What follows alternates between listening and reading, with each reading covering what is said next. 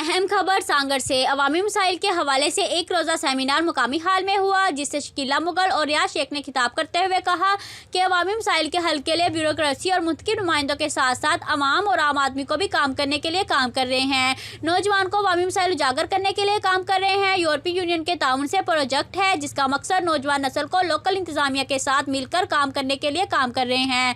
तमाम लोगों को एक जगह जमा करके मसाइल के हल के लिए रास्ता तलाश करने पर गौर कर रहे हैं। इनका कहना था कि जिन यूनियन काउंसिलर में वो काम कर रहे हैं इनमें गुड गवर्नेंस के मसाइल बहुत ज़्यादा हैं। आज के प्रोग्राम में इन पर गौर किया गया। इसी तरह मजीद प्रोग्राम भी ऑर्गेनाइज होंगे। हिमायती न्यूज़ से इशफाक अहमद की रिपोर्ट। मजीद खबरों के लिए देखते रहें हिमायती न्यूज़ HD।